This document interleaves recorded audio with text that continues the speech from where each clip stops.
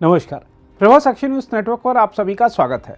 महाराष्ट्र में राष्ट्रवादी कांग्रेस पार्टी में मची उठापटक के बाद उत्तर प्रदेश में समाजवादी पार्टी, बिहार में जनता दल यूनाइटेड और झारखंड में झारखंड मुक्ति मोर्चा को अपनी पार्टी में टूट का खतरा सताने लगा है। ऐसा ही डर कुछ और छोटी पार्टियों को भी है, लेकिन सबसे ज़्यादा घबराहट जनता दल यूनाइटेड खेमे में देखी जा रही है। जनता दल यूनाइटेड की यह घबराहट स्वाभाविक भी है, क्योंकि उसने बीजेपी को जो धोखा दिया था उसका जवाब अब तक भगवा पार्टी ने नहीं दिया है। दरअसल महाराष्ट्र में जो कुछ हुआ उसका एक बड़ा कारण यह भी है कि 2019 के महाराष्ट्र विधानसभा चुनाव के दौरान तत्कालीन बीजेपी अध्यक्ष रहे अमित शाह को चुनाव परिणाम बाद उद्धव ठाकरे ने धोखा दे दिया था। यही नहीं, हाल ही में शरद पवार भी यह बात स्वीकार कर चुके हैं कि चुनाव परिणाम के बाद वह बीजेपी के साथ सरकार बनाने को राजी हो गए थे। हालांकि 3-4 दिनों में ही उन्होंने पलटी मार ली थी। इस तरह से शरद पवार ने भी अमित शाह को धोखा दिया था। बीजेपी में अमित शाह के उभार के बाद की राजनीतिक घटनाओं को देखें तो एक चीज़ साफ नज़र आती है कि बीजेपी को धोखा देने वाले नेता अथवा पार्टी को अमित शाह राजनीतिक रूप से माफ़ नहीं करते। अमित शाह उस नेता या पार्टी को राजनीतिक सबक सिखाने के लिए बस सही समय का इंतजार करते हैं। महाराष्ट्र में जब समय आया तब उद्धव ठाकरे को सत्ता से बाहर किया गया और उनकी पार्टी भी उनसे छीन ली गई।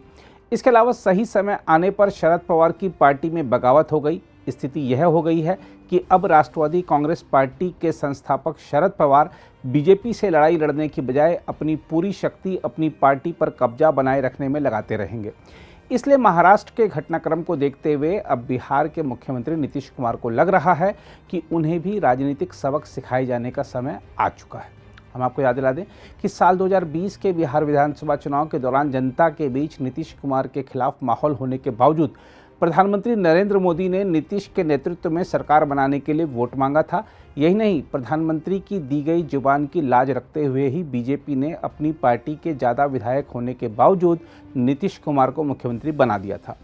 लेकिन नीतीश कुमार ने जब पिछले साल बीजेपी को सरकार से बाहर कर विपक्षी राष्ट्रीय जनता दल से हाथ मिला लिया था, तब से वह राष्ट्रीय स्तर पर बीजेपी के खिलाफ महागठबंधन बनाने की कोशिशों में जुटे हुए हैं। देखा जाए तो नीतीश ने मोदी सरकार को हटाने के लिए पूरी जान लगा रखी है। इसके लिए वह कभी चेन्नई में होते हैं तो कभी कोलकाता, लखनऊ, हैदराबाद, मुंबई या दिल्ली में।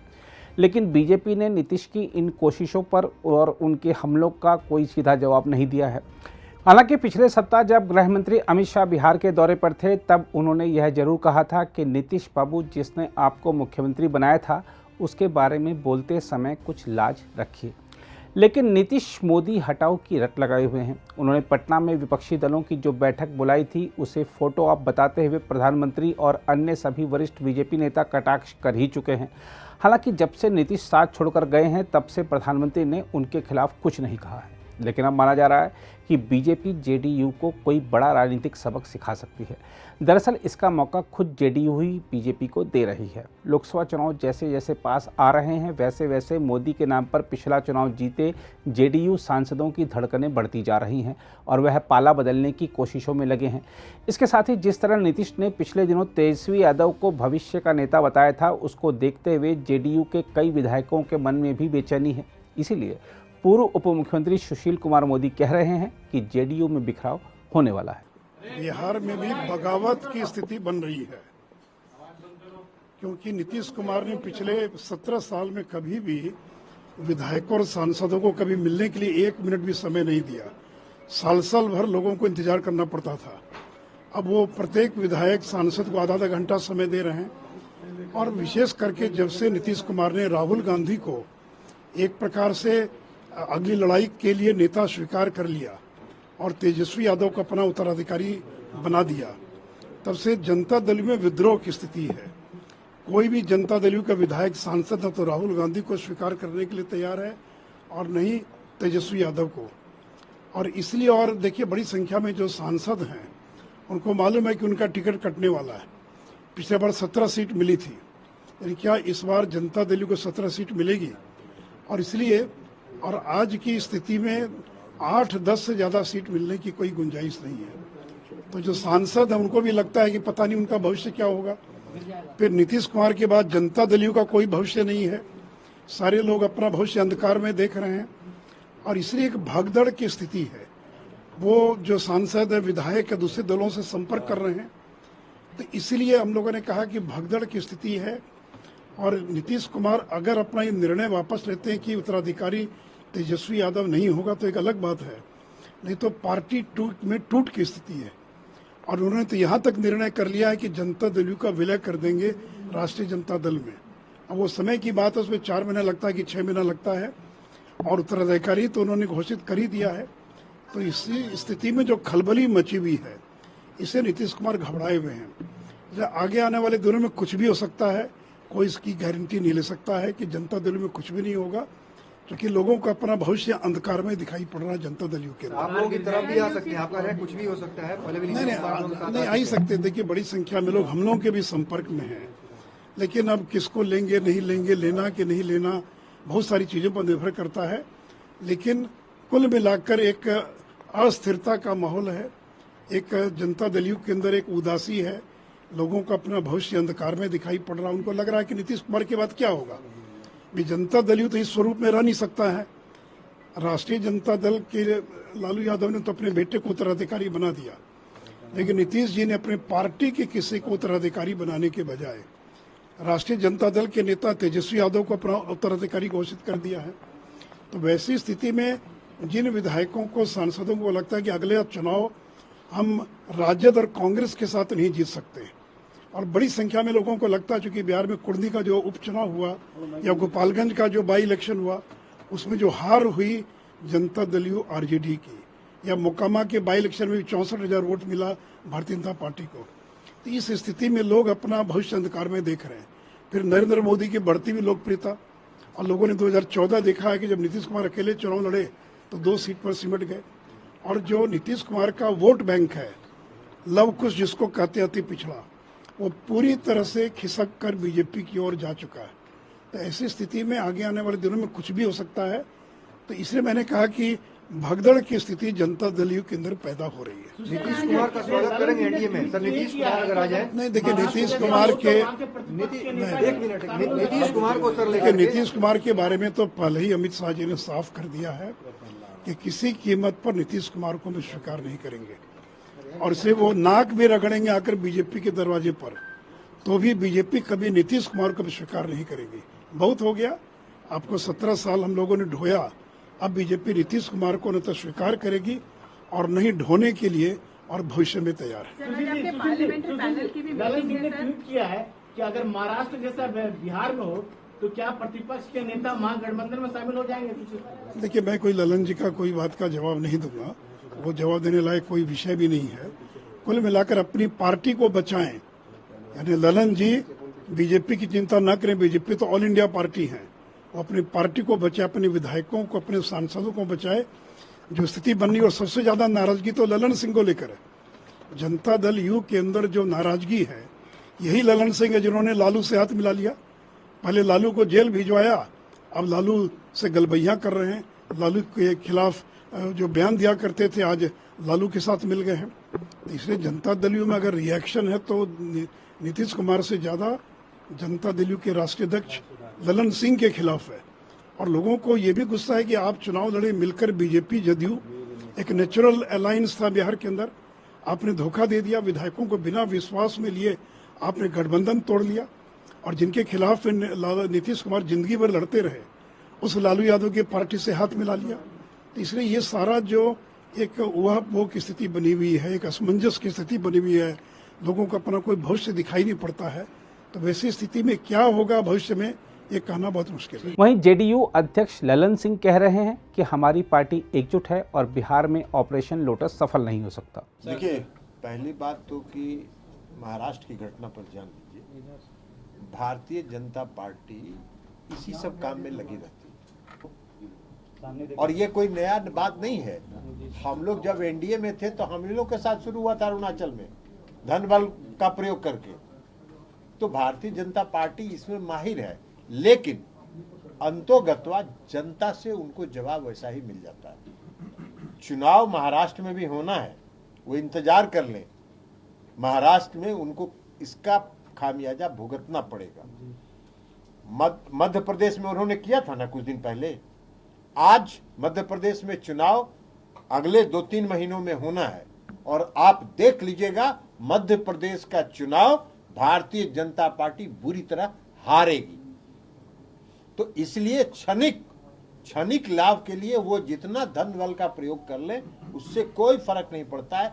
जनता सब आंख खोल कर देखती है इनके कारनामों को, इनके काले कारनामों को। अब अभी कुछ दिन पहले प्रधानमंत्री जी का भाषण सुन रहे थे। प्रधानमंत्री जी कह रहे हैं कि महाराष्ट्र में एनसीपी 7,000 करोड़ रुपए के घोटाला में एनसीपी के नेता फंसे हुए हैं। तो अब वो जितने थे सब तो वॉशिंग मशीन में चले गए, बीजेपी के वॉशिंग में। अब तो साफ होके निकलेंगे, सफेद होके निकलेंगे। क्या बात करते हैं। ये डर दिखा के लोगों को भयभीत करके धन बल का प्रयोग करके ये सब काम करते हैं। अगर महाराष्ट्र में बहुत दिन पहले श्री एकनाथ शिंदे को इन्होंने दल बदल करके मुख्यमंत्री बनाया, काहे नहीं बम्बई म्युनिसिपल कॉर्पोरेशन का चुनाव करवा रहे? साहस नहीं है उनको मुंबई म्युनिसिपल कमिश्नर का चुनाव कराना, इसलिए बुरी तरह हारेंगे वो। उनको मालूम है कि वो हारेंगे और इसका भी परिणाम यही होगा कि महाराष्ट्र में चुनाव होगा, वो बुरी तरह हारेंगे लोकसभा के चुनाव। सर बिहार में भी ऐसी घटना? बिहार की बात तो छोड़ दीजिए। मोदी जी, सुशील मोदी जी मुंगेरी लाल का हसीन सपना देखते रहते हैं और वो फिर मुंगेरी लाल का हसीन सपना देख रहे हैं। देखिए, कोई सीरियस आदमी अगर कोई बोले तो उसका सीरियस जवाब दिया जाता है। मोदी जी सीरियस आदमी हैं ही नहीं, वो बेचारे परेशानी में हैं। अब अभी लखीसराय में गृह मंत्री जी आए थे, उनको बुलाया भी नहीं था। हम सुने कि मोदी जी को गए थे वहां सुशील जी। अरे सुशील जी गए थे वहां, आप लोग में से कोई देखे उनका फोटो? नहीं गए, नहीं गए थे। सबसे किनारे बैठे थे। अरे सबसे किनारे बैठे तो हम तो देखे थे कि मोदी अमित शाह जी जितना नाम पढ़ रहे थे उसमें सुशील मोदी जी का नाम तो नहीं पढ़े थे। तो उनका बेचारे का हासिल बहुत ही दुर्गति वाला हासिल हो चुका है भारतीय जनता पार्टी में। वो प्रयास में है, लगे हुए हैं कि किसी तरह वो पुनर्स्थापित हो जाए। हम लोग के भी अच्छे मित्र हैं, नीतीश जी से उनका अच्छा संबंध है।